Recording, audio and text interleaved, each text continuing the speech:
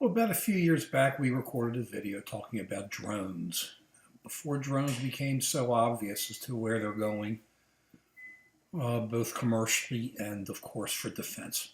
And we were worried about in that video that drones would be looking overhead. It'd be like 1984. They'd be able to look inside your homes, no matter where you go. You could be tracked. You could be followed. Sure, you could be tracked with a cell phone, but you can always disengage from there. But you'd be tracked. You'd be followed. You'd have no real say in it. It'd be rather Orwellian.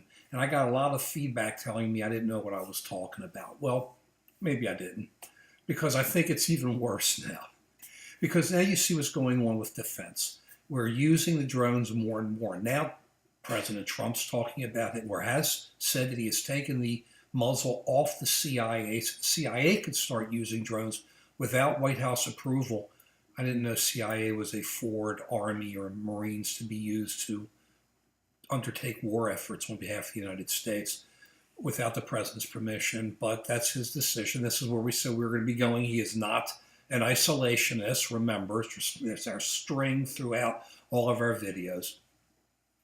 But let's go back to the drones. But the drones are also now, if you look here in the United States, Amazon's talking about having drones make deliveries.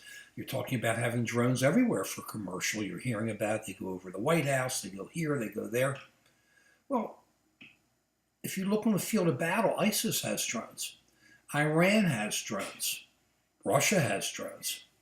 What happens if here in the United States, all these commercial entities can use drones and it's, at a certain altitude, but, you're not going to have all the licenses. You're just going to be able to use them, and anybody can sneak some in if there's a whole bunch of drones overhead, and they just put explosives on there, or they put VX nerve agent on there, and they crash it somewhere.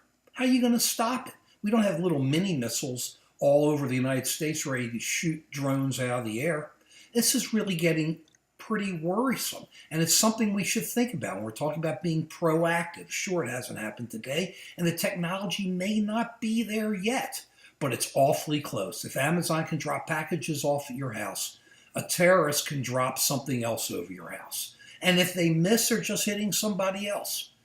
It's something we really have to worry about before we just unilaterally open our skies to commercial use of drones, because there will be no real way to totally limit it to make sure that those drones overhead are safe, not just safe from a normal accident, from injuring people on the ground, but safe from the aspect of making sure it's secure and can even not be taken over by some third party as the drone is out there. I mean, think about how they've shown how you can come into your car and shut the car down. A third party can do it. So with all these issues, don't be so excited about the idea of using drones overhead for commercial purposes, because those commercial purposes will be wide open for the wrong people to be able to hit the loopholes and maybe be able to hurt and really terrorize and injure and damage the country.